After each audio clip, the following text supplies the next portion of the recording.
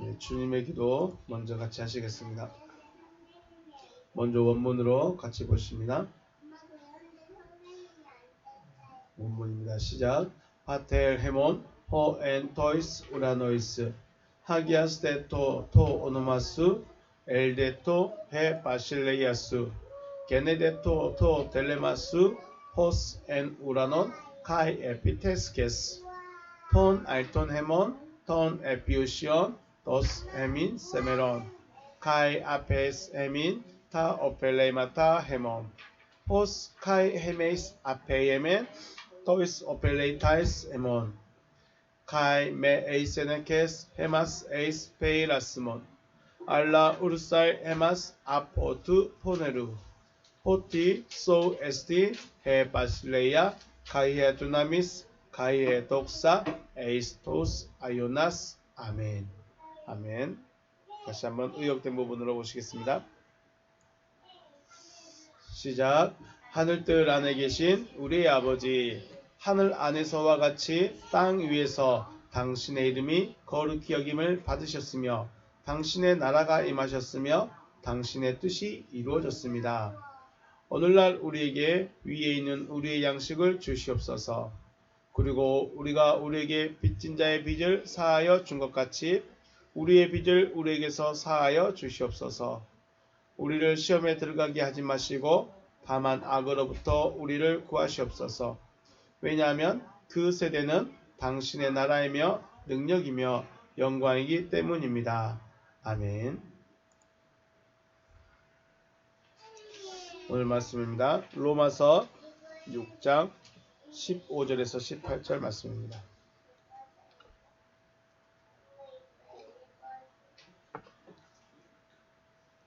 로마서 6장 15절에서 18절 말씀 같이 합독하겠습니다. 시작. 그런즉 어찌하리요 우리가 법 아래에 있지 아니하고 은혜 아래에 있으니 죄를 지으리요 그럴 수 없느니라. 너희 자신을 종으로 내주어 누구에게 순종하든지 그 순종함을 받는 자의 종이 되는 줄을 너희가 알지 못하느냐. 혹은 죄의 종으로 사망에 이르고 혹은 순종의 종으로 의에 이르느니라. 하나님께 감사하리로다. 너희가 본래 죄의 종이더니 너희에게 전하여 준 바 교훈의 본을 마음으로 순종하여 죄로부터 해방되어 의에게 종이 되었느니라. 아멘. 할렐루야. 주님의 이름으로 축복하고 사랑합니다. 네. 하나님은 하나님을 믿는 자를 사랑하시고 함께 하십니다. 믿음이 있는 자를 더 사랑하신다. 믿음 있으시길 주의 이름으로 축복합니다. 네. 하나님을 믿는 자가 되어서 하나님의 사랑을 받고 또 하나님과 함께 하시는 은혜가 있으시기를 주님의 이름으로 축복합니다. 하나님이 모든 사람을 다 사랑하신다고 하시지만 사랑의 깊이가 다르죠. 사랑의 깊이가 다릅니다. 그냥 세상을 사랑하는 것과 하나님의 말씀을 가진 자를 사랑하는 것은 사랑의 깊이도 다르고 본질이 다르죠. 저도 아이들을 좋아하진 않는데 그래도 싫어하지도 않습니다. 그래서 아이들이 오면 밀어내지도 않는데 남의 아이들 데리고 노는 게 좋을까요? 제 아이들 데리고 노는 게 재밌을까요? 그런 차이입니다. 마치 믿음이 없는 자가 왔으면 남의 아이 보는 것처럼 그런 느낌이고 믿음이 있는 자가 오면 자기 아들 보는 것처럼 느껴지신가요? 하나님이 만약에 저와 여러분하고 교감을 하고 싶은데 남의 아이 대하듯 교감하고 싶습니까? 내 아이 대하듯 교감하고 싶습니까? 다 당연히 내 아들 내 새끼처럼 해야죠. 그런데요, 누구에게만? 믿는 자만. 믿음이 있는 자만. 그럼 믿음이 있는 자가 그 돌밭도 길고 길가밭도 길고 가시떨기밭도 길까요? 우리는 이걸 생각해야 돼요. 물론 믿음을 가지고 나왔지만 믿음이 아닌 거죠. 믿음으로 나왔는데 믿음이 아니에요. 믿음은 언제 돼요? 믿음은 성경에서 말한 믿음은 가나안에 들어가야 믿음이에요. 그 전에는 애굽에 있을 때는 믿음도 아니고 나왔을 때는 의롭다 여겨주고 그 다음에 가나안에 들어가면 믿는구나라고 하시는 거죠. 그런 과정들이 필요하다는 거죠. 그래서 믿음이 아니다라고 말해버리면 상처받고 시험 들고 와 또 이런 데라고 할 수 있으니까 네, 믿음이 믿음이에요. 그런데 하나님이 인정하는 믿음이 아니라 누구 믿음? 내 믿음. 네. 그럼 우리가 왜 믿어야 될까요? 믿어야 되는 이유가 있겠죠. 굳이 우리가 이렇게 모여서 이야기를 나눠야 될 이유가 무엇일까요? 왜 믿어야 될까요? 로마서 6장 6절에서 7절 말씀에 믿음의 구원의 원리에 대해서 말씀드렸죠. 구원의 원리에 대해서 말씀드렸습니다. 6절 7절에서 의롭다 하심을 얻음 바로 이것이 구원의 원리, 구원의 시작이죠. 구원을 위한 첫걸음이 의롭다 하심을 얻는 겁니다. 의롭다 하심을 얻었다는 것은 죄 사함을 얻었다는 거예요. 의롭다 하심을 받은 것은 죄 사함을 얻었다. 죄 사함을 얻었다는 것은 아들이 되어질 수 있는 자격이 주어진 거예요. 아들이 되어진 거예요? 아니면 되어질 수 있는 거예요? 되어질 수 있는 겁니다. 죄가 없어야 아들이 되어질 수 있지 죄가 있는 상태로는 아들이 될 수가 없다. 그래서 아들이 되게 하기 위해서 죄를 먼저 사해 주신다. 아들이 될 수 있는 자격이 주어진 자에게 그 자격이 주어진 자 안에서 누가 살아나요? 그리스도께서 살아나시죠. 그리스도는 누구에게서 살아나요? 죄가 없는 자, 말씀을 가진 자, 아들이 되어질 자격이 주어진 그 안에서 그리스도께서 살아나십니다. 그리스도께서 살아나시면 생명을 가진 자가 되어서 사망이 주장할 수 없는 의인이 됩니다. 의인이란 누구다? 사망이 주장할 수 없는 자가 의인이다. 그래서 결국 의인이라는 존재는 생명을 가진 자, 하나님의 아들, 부활한 자, 거듭난 자, 구원받은 자 이렇게 여러 가지로 표현할 수 있습니다. 의인이다. 우리가 말하는 의인은 착하고 선하고 공정하고 정의로운 사람이 의인. 그건 우리 인간 사회에 대한 의인이고 하나님의 입장에서 의인은 생명을 가진 자, 그리고 하나님의 아들 또는 부활한 자, 거듭난 자, 구원받은 자라고 표현합니다. 의롭다 하심을 얻기 전에는 어떤 상태인가요? 의롭다 하심을 얻기 전에는 죄인의 상태입니다. 죄인의 상태다. 그래서 우리가 하나님 앞에 나오면 죄인이라고 자기가 앉는 이유가 내가 뭘 잘못했기 때문에 죄인이 아니라 의롭다 하심을 못 받았기 때문에 죄인인 거죠. 죄의 사함을 못 받았기 때문에 죄인이지 내가 도둑질하고 사기치고 이래서 죄인, 물론 그것도 있을 수 있는데 원론적으로 말하면 우리는 하나님과 관계성이 없기 때문에 죄인인 거죠. 자, 의롭다 하심을 받기 전에는 죄인입니다. 이때의 죄는 하말타노 상태죠. 하말타노로서 상속자가 아니다. 혹은 말씀이 아닌 자가 바로 죄인입니다. 쉽게 말해서 이 상태는 무슨 상태냐면 하나님과의 관계성이 없는 상태예요. 교회 나왔는데 뭐 관계성이 없어. 세례 받았는데 무슨 관계성이 없어.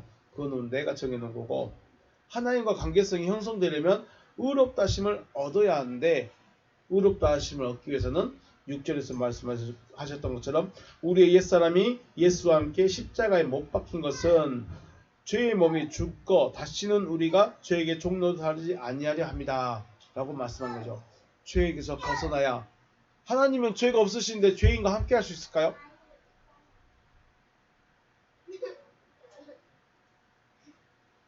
하나님은 죄가 없으시고 하나님은 빛이신데 죄인과 함께 할 수 있을까요? 어둠과 함께 할 수 있을까요? 안 되는 거죠. 그래서 하나님과 관계성이 되려면 일단 뭐가 없어야 돼요? 죄가 없어야 돼요. 그럼 그 전에는요? 그 전에는 의롭다 하심을 얻기 위한 준비 작업들이죠. 부르고 이끌어가고 따라가보고 이런 준비 과정을 통해서 죄 없는 자로 바뀌어지는 것이죠. 예수와 함께 죽어야 의롭다 하심을 얻어서 하나님과 관계성이 형성이 되는 겁니다. 하나님과 관계성이 형성됐다는 것은 하다못해 하나님과 손을 잡든지 하나님과 이야기를 하든지 하나님은 뭐가 없으시다? 죄가 없으시다. 죄가 없으시기 때문에 죄가 없는 자의 손을 잡고 죄가 없는 자와 이야기할 수 있다. 죄인이 하나님과 이야기하면 어떻게 될까요? 죽죠. 죄인이 하나님을 만나면 죽습니다. 그래서 하나님이 죄를 먼저 씻어주시는 거죠. 예수의 죽으심은 바로 육체 번성의 죽음이죠. 육체 번성의 죽음입니다. 왜냐하면 육체의 번성이 죄 자체이며 사망이죠. 우리가 죄가 뭐냐 그러면 내가 다시 말씀드리지만 도둑질했네, 때렸네, 미워했네, 이것은 죄의 행위고, 그럼 죄가 뭐냐? 죄는 내 육신만 위하는, 육신의 방법으로만 살아가려 하는, 육신만 위하고 있는 이 생각 자체가 뭐예요? 죄예요. 결국은 뭐냐면 우리 생각 자체가 다 뭐예요? 죄예요. 누구 입장에서? 하나님 입장에서. 내가 내 새끼 낳고 내 집 지키고 내가 먹고 살기 위해서 열심히 노력하고 그 모든 것을 위해서 열심히 고민하고 생각하고 씨름하는데 그게 뭐가 죄냐? 네, 우리 인간 입장에서는, 우리 사람의 입장에서는 당연한 거예요.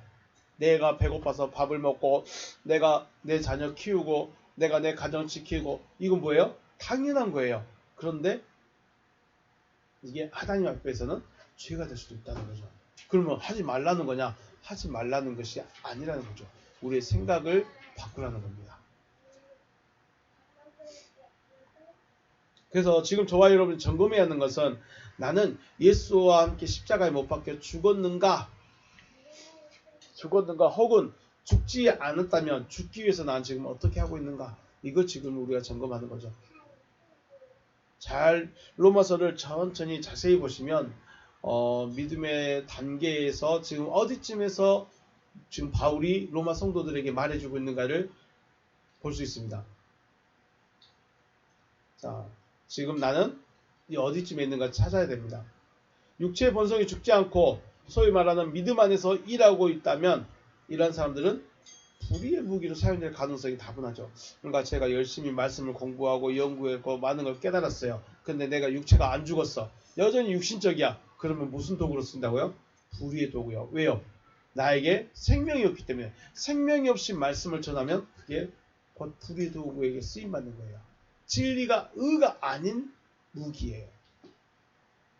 무서운 거죠. 의의 무기는 내가 의가 되어서 나타내는 것이 의의 무기죠. 그래서 육체가 죽어지는 것이, 육체의 본성이 죽어진다는 것이 신앙생활에서 굉장히 중요합니다. 그래서 하나님과 관계성의 시작이 바로 죄의 사함, 여기부터 시작한다는 거죠. 오직 13절 말씀에 오직 너희 자신을 죽은 자 가운데서 다시 살아난 자같이 하나님께 드리라라고 하죠. 13절 말씀 보면, 또한 너희 지체를 불의의 무기로 죄에게 내주지 말고 오직 너희 자신을 죽은 자 가운데서 다시 살아난 자같이 하나님께 드리며 너희 지체를 의의 무기로 하나님께 드리라 라고 합니다. 그럼 여기서 다시 살아난 자가 누굴까요? 다시 살아난 자같이 하나님께 드리라. 다시 살아난 자가 의의 무기다 라고 했습니다. 다시 살아난 자가 누구죠? 죽은 자들로부터 살아난 자가 누구예요? 죽은 자들로부터 살아났다는 것은 부활했다는 거죠. 그러면 더 단편적으로는 그리스도이시죠. 그런데 지금 일반적으로 사람들이 그리스도를 만난가요? 제자들을 만난가요? 자, 다시 한번 생각해 볼까요? 예수님이 죽으셨습니다. 부활하셨습니다. 40일 동안 계셨습니다. 그리고 승천하셨습니다. 그러면 예수는 지금 이 땅에 계셔요? 안 계셔요? 안 계시죠? 안 계셔요. 그리고 10일이 지나서 오순절날 성령으로 제자들에게 오셨어요. 자, 그 다시 오신 그리스도가 보여요? 안 보여요? 안 보여요. 그럼 누구를 보고 그리스도라는 걸 알고 있어요? 제자들이죠. 그러므로 단편적으로는 그리스도이지만 실질적으로는 거듭난 자들 혹은 부활한 자들이에요. 그러면 지금 바울이 야 우리가 하나님께 드리라 누구처럼? 다시 살아난 자들처럼 하나님께 너희 자신을 드리라. 그 말은 누구처럼 하라는 거예요 지금? 제자들처럼. 혹은 바울 누구? 자기처럼.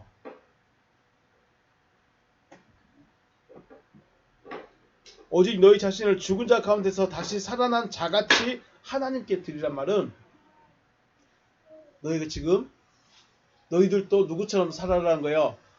더 쉽게 말해 직설적으로 말하면 바울 자기처럼 살라는 거예요. 바울 자기처럼. 대놓고 나처럼 살아 나와 똑같이 살아라고 말은 하지 않지만 죽은 자들 가운데서 다시 살아난 자들 같이 하나님께 드리란 말은 뭐예요? 나같이 좀 살아라는 거예요. 나같이. 그들의 삶이 어떤 삶이었을까요? 바울의 삶, 제자들의 삶, 성령 받은 자들의 삶이 어떤 삶이었어요? 자신을 위한 삶, 자기 배를 채우고 자기 명예를 위해서 자기 이름을 위해서 살아가는 삶이었을까요? 이타적인 삶을 살았을까요? 이타적인 삶을 살았죠. 자기만 위해서 사는 사람들이 없었어요. 성령 받은 사람들은 거듭난 자들은 부활한 자들은 자기 주머니 채우기 위해서 사는 사람들이 없었다는 거예요. 자기만을 위해서 살아간 자들이 없었다는 거예요. 오히려 자기에게 있는 것도 팔아서 누구 앞에 갖다 놨어요? 사도들 앞에 갖다 놨어요. 그래서 가난한 자들이 없었어요. 우리 그거 아십니까? 만나를 먹으면 만나를 주시는데 부족한 자가 있었을까요? 없었을까요? 부족한 자도 없고 남는 자도 없습니다. 남으면 썩습니다. 부족한 자는 체험을 받습니다. 이게 하나님이 다스리는 방법이죠. 이스라엘 그 성령 받은 자들이 자기의 재산을 다 내놨으면 그들은 앞으로 어떻게 살았을까요? 걱정돼야 안 돼요. 자, 어머님이 60세가 넘으셨으니까 이제 있는 재산을 난 성령 받았으니까 다 내놨어. 그럼 앞으로 걱정이 되면 다 내놓을 수 있을까요? 못 내놓을까요? 집도 못 팔고 논도 못 팔아요. 그죠? 그런데 이 성령 받은 사람들은 어떻게 했다고요?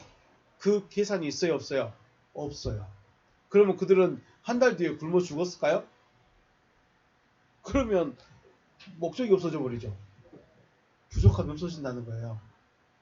내 걸 다 내놨는데 난 안 부족하다는 거예요. 우리가 그걸 경험할 수 있을까요? 이런 성령 받은 사의 삶을 경험할 수 있을까요? 내 걸 쥐고 있으면 경험 못 한다는 거죠. 그래서 바울이 야 너희도 나처럼 살아라 이 말은 뭐예요? 너희 자신을 위해 살지 말고 다 내놔봐라. 그러면 굶어 죽을 건데요. 그럼 내 새끼 어떻게 키워요? 내일 어떻게 살아요? 그래서 못 내놓죠. 그래서 못 받은 거고. 그래서 안 되는 거고. 어렵습니다. 내일을 준비하지 내일을 계산하지 않고 내일을 생각하지 않고 산다는 게 결코 쉬운 일은 아니겠죠. 그런데 이걸 누가 해줘야 돼요? 그래서 내가 안 되는 거예요. 그래서 내가 못 사는 거예요. 그래서 내가 바울의 삶이 안 되고 성령 받은 제자들의 삶이 안 되고 그리스도 예수의 삶을 못 사는 거죠. 우리는 예수의 삶을 살아야 됩니다. 우리는 바울을 본받아야 합니다. 라고 말하는데 못 가요. 왜요? 내일을 계산해야 돼요. 그렇죠. 내일 택배 주문할 게 있죠. 계산이 안 돼요. 계산해버리니까 못 사는 거예요. 여러분만 그런 거냐? 제 이야기도 마찬가지입니다. 저도 그렇습니다. 자, 일단 중요한 거 성령 받은 자들 누구의 삶을 살아요? 이타적인 삶을 살아요. 자기의 것을 주장하지 않아요. 자기 것을 움켜쥐지 않아요. 왜 그럴까요? 자기가 하고 싶어서 이럴까요? 말 그대로 우리가 말하는 제정신이 아니죠. 우리가 말하는 제정신이 아니에요. 누가 해준 거예요? 안에 계신 그분이 해버리는 거예요. 그래서 할 수 있는 거지. 안에 계신 그분이 하니까 하는 거지 내가 하는 게 아니에요. 내가 하면 우리는 반드시 10,000원짜리 하나 더 챙겨 넣어야 돼. 10,000원짜리 하나 더 꼬부쳐갖고 놔둬야 돼. 그래야 버스라도 타지. 근데 그분이 하셔버리면 있는 것도 내놔버리는 거죠. 그러니까 받겠어요, 안 받겠어요? 받고 싶으세요, 안 받고 싶으세요? 성령 받으면 이렇게 돼야 되는데, 있는 것까지 다 내놔야 되는데, 받고 싶으세요? 그건 믿음에 따라 다르겠죠. 주님께서 잡히시기 전에 우리에게 주신 계명이 있었습니다. 계명 뭐였죠? 서로 사랑하라. 그래서 다시 말씀드리지만 이 계명이라는 것은 우리 마음에 세워진 각자만의 철학, 가치관들인 거죠. 모든 사람의 각자의 삶의 기준과 철학과 가치관이 있죠. 어떤 사람은 돈만 생각하고, 어떤 사람은 명예만 생각하고, 어떤 사람은 자존심만 생각합니다. 곧 죽어도 명품 빼야 해야 돼. 내일 아침 밥이 없어도 나는 명품 백을 들어야 돼. 이런 사람들이 있고, 맨 거짓말만 해서 자기 명예만 채우고 자기 자리만 채우는 사람들도 있겠죠. 그래서 사람들은 자기의 삶의 철학과 가치관을 맞춰서 생각을 하고 삶을 살아가게 되죠. 주님께서 주신 계명이 서로 사랑하라 하셨으니까 자신의 철학과 가치관에 맞춰서 살아가는 사람이 이제 누구의 계명으로 바꿔야 돼요? 주님의 말씀으로, 주님의 철학으로 바꿔야 돼요. 쉽게 말해서 계명을 주님의 철학이에요. 하나님의 철학이에요. 서로 사랑하는 거. 이 주님의 계명이 철학과 가치관에 대해서 살아가는 사람들이 바로 거듭난 자, 부활한 자들인 거죠. 그렇다면 다시 살아난 자들의 삶의 철학과 가치관은 무엇일까요? 당연히 사랑이죠. 이들이 사랑의 삶을 사는 거, 그냥 금요일날 말씀드렸죠. 보여주기식 사랑, 접대용 사랑, 과시용 사랑은 아무런 의미가 없습니다. 그런데 우리는 사랑이 되어야만 사랑을 할 수 있지, 사랑이 되어지지 않았는데 사랑의 모습을 나타내는 건 뭐예요? 접대요, 과시요. 이들은 하나님께 드려진 자가 아니죠. 하나님께 드려진 자들은 사랑이 되어졌을 때 하나님께 드려진 자다라는 것입니다. 그래서 제자들이나 또 같이 성령 받았던 자들이나 바울이나 이런 사람들이 바로 하나님께 드려진 자들, 거듭나서 부활해서 다시 살아나서 하나님께 드려진 자들이다 라는 것이죠. 지금 우리에게 요구하는 건 뭐예요? 그거예요. 지금 내가 거듭난 자가 되어라가 아니라 거듭난 자가 되어졌는가 안 되어졌는가, 이런 과정을 밟아가야 되는데 내가 지금 어디 있는가를 찾아야 되는 거죠.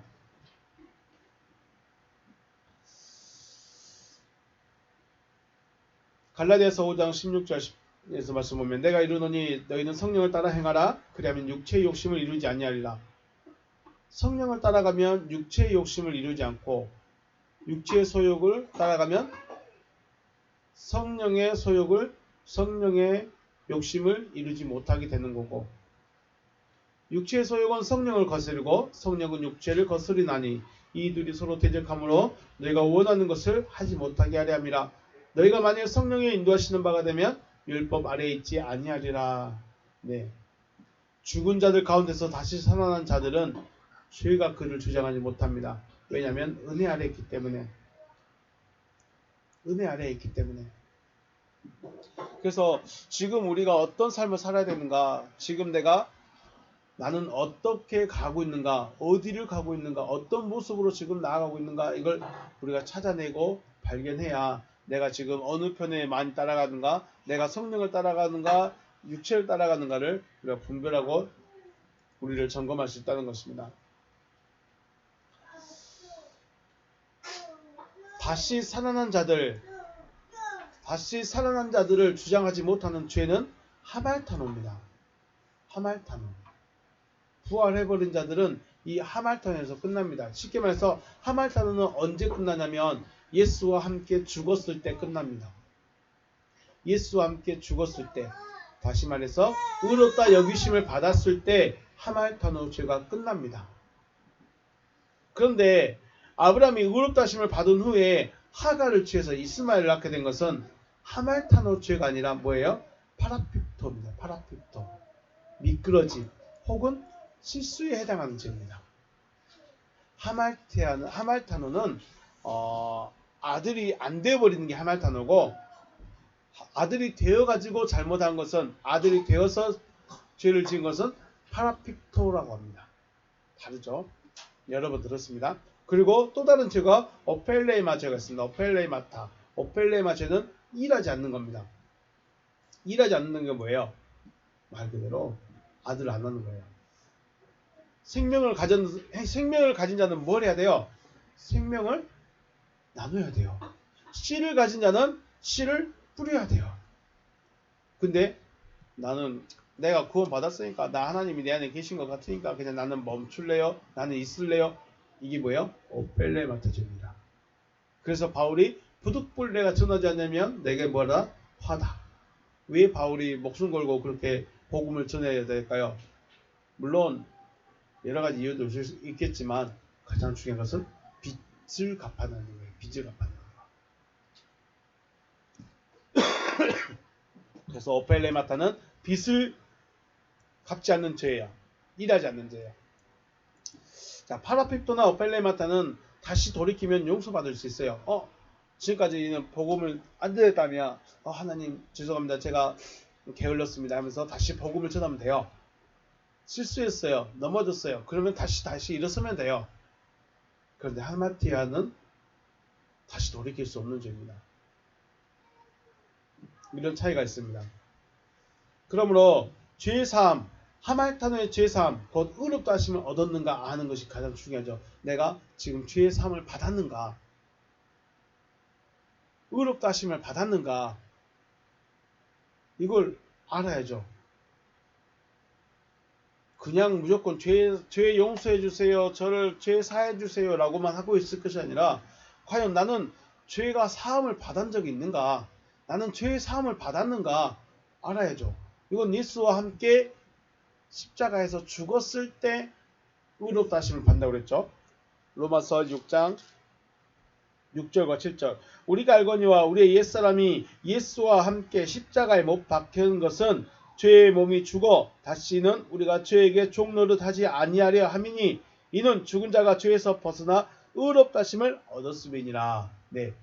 하말타노의 죄가 해결되는 것, 말 그대로 우리가 말하는 죄의 사함을 받는다는 것은 예수와 함께 십자가에서 죽었을 때 해결됩니다. 예수와 함께 죽음으로 의롭다 하심을 받는 거죠. 그럼 우리는 의롭다 하심을 받았을까요? 더 노골적으로 우리 육신적인 생각에서 많이 벗어나셨는가요? 내 배만 위하고 나만 위해 살아가던 그 삶에서 벗어나셨는가요? 하말타노의 죄사함을 얻기 위해서는 하나님께서 하실 일을 마음에 받는 것입니다. 그럼 하나님께서 하실 일이 뭐죠? 하나님께서 우리에게 하실 일이 뭐예요? 아들 되게 하시겠다. 혹은 사랑이 되게 하겠다. 그리스도가 되게 하겠다. 생명 가진 자가 되게 하겠다. 이런 말씀들을 표현하고 있죠. 아브라함에게는 뭐라고 했습니까? 내가 네 자손이 하늘의 별같이 되게 해주겠다. 라고 말씀하신 거죠. 아브라함이 그것을 믿어버렸어요. 믿으니까 의롭구나. 네가 나를 믿고 있구나. 네가 내 말을 수용했구나. 이렇게 되는 거죠. 그러므로 우리가 하말타노 죄가 사해지려면 하나님이 하실 일이 무엇인가가 내 안에 들어와야 돼요. 그냥 하나님이 죄 사해준대, 하나님이 아들 삼아준대, 하나님이 사랑되게 해준대, 이게 정도가 아니라 그냥 내 안에 이게 믿어져야 돼요. 하나님께서 하시겠다는 그 일이 마음에 믿어진다면 아직 그리스도께서 부활하지 않으셨을지라도 부활한 자처럼 자신을 드린 자가 되어야 된다라는 거죠. 아브라함이 이제 의롭다함을 받기 전과 후의 삶이 크게 특별하게 달라진 건 없어요. 그러니까 갑자기 양치기 하다가 갑자기 공장 지었을까요? 양치기 하다가 갑자기 농사만 지었을까요? 삶이 변한 건 아니에요. 그런데 누구처럼 살아가요? 이제는 자기가 하나님의 아들인 것처럼 살아가는 거죠. 무엇을 가지고 있으면요? 말씀을 가지고 있으며. 지금 나는 어디쯤에 있을까? 이게 오늘의 제가 가장 많이 나누고 싶은 말씀입니다. 나는 어디쯤일까? 자, 예수님께서 오시기 전에는 제사장들이나 율법사들, 바리새인들이 가르치는 율법으로 살아갔어요. 그렇죠? 그 율법은 뭐예요? 말 그대로 시키면 시킨 대로 하는 게 그 시대예요. 시키면 시킨다는 시대가 뭐 어떤 시대? 율법 시대. 이때가 바리새인과 서기관들과 제사장들과 율법사들이 가르치던 시대예요. 시킨 대로 해야 돼. 시킨 대로 안 하면 죄인이에요. 자, 교회 안 나오면 죄인이야. 11조 안 하면 죄인이야. 봉사 안 하면 죄인이야. 어디에다 제일 많이 호소할까요? 양심에다가. 네가 믿는데, 네가 당신이 믿고 있는데 교회를 주일날을 안 지켜. 당신이 예수 믿는 사람인데 봉사를 안 해. 어디에다가 감정에다가 막 호소해요. 그래서 진짜 원하지 않는데 진짜 싫은데 해야 돼. 왜요? 종이니까. 그러니까 감정에다 막 호소해가지고 끌어냅니다. 할 수 있게. 그러면 마치 진짜 믿음 있는 것처럼 말해주죠. 근데 실상은 종이에요. 종. 여러분은 종으로 사시렵니까? 이제 종을 벗어야죠. 이것이 예수님이 오기 전에 하던 신앙생활의 모습입니다. 종으로. 시키면 시킨 대로 하는. 자, 예수님께서 오셨을 때는 어땠어요? 예수의 기적과 표적인 열광을 하죠. 와, 예수가 사마리아에 왔다더라. 예수가 가버나움에 왔다더라. 예수가 어디 왔다더라. 열광을 합니다. 문제는 예수의 말씀을 받아들이지 않았다는 거죠. 그래서 사람들이 예수를 잡아두고 계속해서 기적과 표적만 베풀기 원했죠. 그러니까 예수께서 하시는 말씀이 뭔지는 모르겠어. 무슨 말인지도 모르겠고 알아듣지도 못하겠고. 그런데 기적은 좋아. 표적은 좋아. 나 병 고쳐준 건 좋아. 나에게 기도해 준 건 좋아. 그것만 쫓아다니죠. 그런데 예수께서 뭐라고 했어요? 내가 떠나가는 것이 너희에게 유익이다. 근데 사람들은 예수 붙들고 있죠. 가지 마세요. 가지 마세요. 제발 왜 예수님 가려고 하세요? 우리 옆에서 붙여서 우리 옆에 계셔서 기적을 베풀어주고 표적도 베풀어주고 병도 고쳐주고 은사도 보여주고 다 그것만 하고 계시면 되지 왜 가려고 하세요? 예수님은 내가 너희를 떠나가는 것이 너희에게 유익이다라고 하시고 십자가에서 죽으셨습니다. 그런데 지금까지도 예수를 붙들고 있다는 것은 뭐예요? 지금까지도 예수를 붙들고 있다는 것은 기적과 표적에만 열광하는 시대, 은혜의 시대에 살고 있는 거예요. 종에서 조금 벗어났죠. 종에서 좀 벗어났는데 여기도 종과 비슷해요. 여기도 그 신부는 종이에요. 신부는 종인데 예수 따라다니는 것은 신부는 종이지만 그래도 재미있고 신기한 걸 보여주긴 하죠. 종은 종이에요. 그런데 좀 자유로운 종이라고 할까요? 네. 지금 여러분 지금도 은혜 쫓아다니고 막 기적 쫓아다니고 그러면 우리 신앙을 돌아봐야 됩니다. 자, 예수가 그럼 떠난 후의 삶은 어땠어요? 예수가 떠나고 성령을 받은 제자들의 삶은 어떤 삶이었어요? 누구의 삶을 살아가요? 그때는 제자들이 누구의 삶을 살아요? 예수의 삶을 사는 거예요. 예수 성령 받고 나서는 제자들이 자기들의 삶을 사는 게 아니라 그리스도 예수의 삶을 살아가요.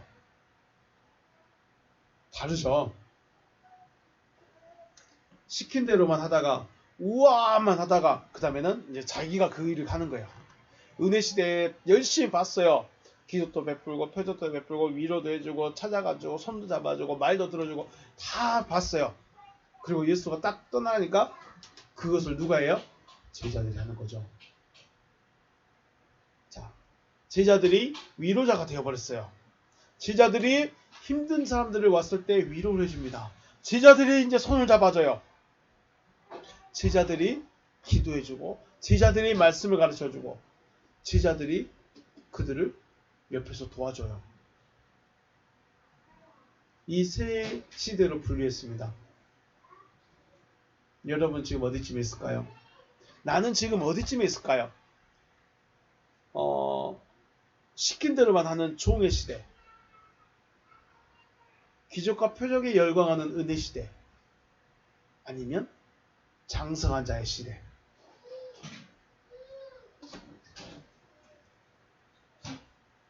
하나님이라는 아버지께서 그 자녀가 어디까지 이르기를 원할까요? 그냥 은혜만 받고 와만 하고 있기를 바랄까요?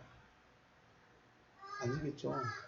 장성한 자가 되어서 또 다른 장성한 자로 만들어가는 이 세대의 연속성을 만들어내야죠. 씨를 만들어내려는 거죠. 시킨 대로만은 종의 시대에 살고 계신가요? 아니면 기적과 표적에만 열광하는 은혜 시대에 살고 계신가요? 아니면 장성한 자가 되어서 위로해주고 보듬어주고 생명을 나누는 자로서의 시대를 살고 있는가요? 그러면 지금 이렇게 세 부로 세 시대로 나눴었는데 로마서는 지금 왜 기록해 놨느냐? 바로 이거죠.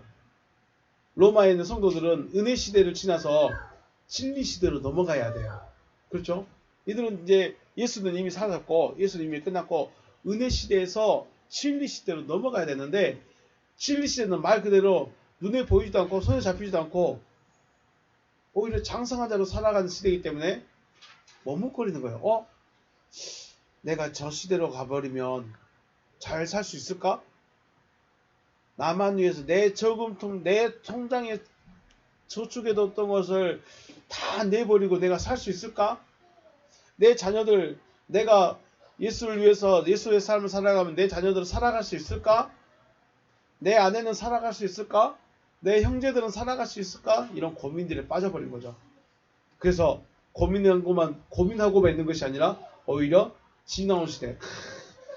통장에 돈은 쌓이고 은혜도 받고 뭔가 열정적인 그 시대, 은혜 시대로 돌아가려고 한다는 거죠. 비유가 될지 모르겠습니다. 결혼식을 앞둔 신부 신랑의 마음이 마냥 좋기만 할까요? 마냥 행복하기만 할까요? 저는 말하면 안 되겠죠. 자, 우리가 결혼식에까지의 삶을 간단하게 본다면 먼저 부모님의 집에서 어떻게 해요? 부모님이 해준 대로 부모님이 시킨 대로만 하면 되는 어린아이 같은 시대가 있었어요. 그죠? 그때는 기분 나빠도 엄마가 시킨 대로 해야 돼요. 왜요? 이거 엄마 집이거든요. 그래서 20살이 딱 됐어. 그러니까 어떻게 해요? 엄마, 나 자취할래. 나 독립할래 하면서 혼자 살아가요. 혼자 살다가 이제 마음에 맞는 사람, 행복한 이성을 만나서 이제 결혼을 꿈을 꿉니다. 이제 결혼이라는 것을 해서 함께 살고 싶긴 하지만, 자, 연애 때는 즐거웠어요. 그런데 한 집에서 같이 살려고 생각하니까 어떻게 해요? 좋기만 할까요? 아니면 좀 답답함도 있었을까요? 저는 말하지 않겠습니다. 네, 막연한 거죠. 같이 살게 된다? 그러면 하다못해 경제권을 누구한테 줄 것이냐, 언제 씻을 것이냐, 어떻게 일어날 것이냐, 이런 여러 가지 두 사람이 하나가 되어져서 일어나게 될 그 많은 일들, 두 사람만 살아가면 다행이죠. 자녀들이 하나씩 태어나기 시작하면 또 깝깝한 거죠. 근데 문제는 아직 거기까지 안 살고 있어요. 지금 내일 결혼식인데 결혼식 날에 그것을 고민하고 있는 거죠. 어떻게 살지? 둘이 어떻게 맞춰서 살지? 싸우면 어떡하지? 자녀가 생기면 어떡하지? 앞으로 아직 되지도 않은 일에 대해서 미리 걱정하고 두려워하게 되는 거죠. 에이, 나 무서워서 결혼 못하겠다. 그래서 신부가 식날 드레스 입고 도망쳐버리는 그런 상황이 되는 거죠. 이해가 비유가 될지는 모르겠습니다. 그런 거예요. 지금 로마 성도들은 이제 은혜는 다 알았어요. 말씀도 알았어요. 이제 진리 시대로 넘어가는 삶을 살면 되는 거예요. 진리 시대로 넘어가면 되는 거예요. 그런데 가면 두려워. 내 재산 어떻게? 내 자녀들 어떻게? 내 집은 어떻게? 그리고 진짜 그게 맞을까? 진짜 될 수 있을까? 진짜 바울처럼 살 수 있을까? 진짜 그리스도 예수의 삶을 내가 살게 될까? 이상하네. 안 될 것 같은데. 진짜 손에 잡히지도 않고 눈에 보이지 않는 그 삶을 막연하게 쫓아가야 되는 거예요, 이제. 두려울까요, 안 두려울까요? 그래서 머뭇거리고 있는 거예요. 로마서 전체가 지금 머뭇거리고 있는 거예요. 그러니까 돌아가려고 하는 거죠. 돌아가려고 하니까 바울이 너희들이 은혜를 받았는데 그럼 되겠냐? 너희들이 하나님의 은혜를 받았는데 그럼 다시 돌아가면 되겠냐? 지금 바울이 권고 및 책망을 하고 있는 거죠. 15절 말씀. 그런즉 어찌하려 우리가 법 아래 있지 아니하고 은혜 아래 있으니 죄를 지으려 그럴 수 없느니라. 이 말이 뭔 말이에요? 너희 은혜 받았잖아. 은혜 받았잖아. 그런데 다시 또 이 죄를 지으려가 보시면 우리 원문 보실까요? 히온 하말테소멘. 하말테소멘이 뭐예요? 하나님과 상관없는 자죠. 상속자가 아닌 거예요. 아들이 아닌 거예요. 그러면 너희들 지금 아들 됐었는데 아들 될 자격이 주어졌고 이제 요단 강만 건너면 되는데 다시 애굽으로 돌아갈 거냐? 다시 애굽으로 돌아가고 싶으냐? 지금 이건 보는 거예요. 티운 하말테소멘 어찌할 것이냐? 허티욱 에스멘 이번 넘은 율법 아래에 있기 때문에 율법 아래에 있기 때문에 죄를 짓는 것이다. 휘포카린 맥게노이토 율법 아래 있을래? 은혜 아래 있을래? 여러분 어찌 하시렵니까? 너희가 지금 법 아래 있지 않고 은혜 아래 있다. 그런데 죄 지으려고 하느냐? 이 죄가 뭐예요? 도둑질 죄예요? 사기치려는 죄예요? 아니죠. 너희들 다시 육신으로 돌아가고 싶으냐? 이거 물어보는 거죠. 그래서 죄가 하말타노를 사용하고 있다는 거예요. 여기서 죄를 우리가 그냥 모든 다 똑같은 죄로 여겨버리면 안 됩니다. 지금 이들은 믿음을 진리 시대를 앞두고 애굽으로 돌아가려고 하는 거예요. 요단강 앞에서 지금 다시 광야로 다시 들어가고 싶은 거예요. 요단강 건너면 뭐 해야 돼요? 전쟁해야 되니까. 요단강 건너가면 전쟁해야 되니까 그 전쟁이 무서워서 야, 나 그냥 광야에 살래. 광야에 살래. 그럼 바울이 모세 입장에서 뭐라고 했어요? 야, 40년 동안 지금 뺑뺑이 돌고 다 왔잖아. 이제 넘어가면 되잖아. 그런데 아니 거기 가면 전쟁해야 되잖아요. 거기 가면 내가 위로자가 돼야 되잖아요. 거기 가면 내가 내 삶을 책임져야 되잖아요. 그럼 되지. 근데 못 하겠다는 거죠. 근데 안 하겠다는 거예요. 그게 뭐예요? 그냥 은혜만 받고 살고 싶다는 거죠. 위로만 받고 싶지 위로자는 되기 싫다는 거죠.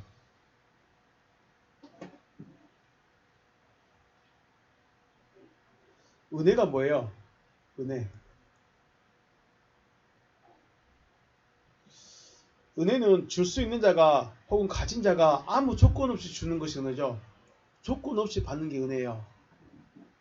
하나님께서 우리에게 주시는 은혜는 무엇일까요? 가장 근원적으로는 바로 말씀을 주시죠. 말씀을 주셔요. 그리고 말씀이 믿어지는 은혜를 주시죠. 말씀을 하나님의 음성이 들렸어서 아브라함에게 아브라함아 내가 너에게 네 자손을 하늘의 별같이 해줄게 했을지라도 믿어질 수 있는 은혜를 안 주면 믿어질까요? 안 믿어질까요? 하나님 말도 안 되는 소리 지금 난 애기 하나도 없는데 내 마누라 다 늙어버렸는데 어떻게 될까요? 안 믿어져요. 하나님 나를 그리스도 예수로 만들고 싶다고요? 나를 예수로 만들고 싶다고요? 말도 안 되네. 여러분이 예수가 되게 하겠다는 거예요. 말도 안 되네. 믿어져요? 안 믿어져요. 이게 뭐예요? 믿어지는 은혜가 있어야 돼요. 믿어지는 것도 보다 은혜다. 믿어지면 죄사함을 주시는 것도 보다 은혜다. 의롭다 여기심을 주는 것도 누구다? 하나님이고 은혜다. 그리스도께서 살아나신 것도 보다 은혜다. 자, 그렇다면 나의 나됨이 처음부터 모든 것이 하나님의 은혜 안에서 은혜로 이루어진 것이며 은혜 아래에 머물러 있는 것입니다. 그러면 은혜가 뭐예요? 오늘은 은혜 받았는데 지난 시간은 별로였어. 지난 시간 별로였는데 오늘은 은혜가 됐어.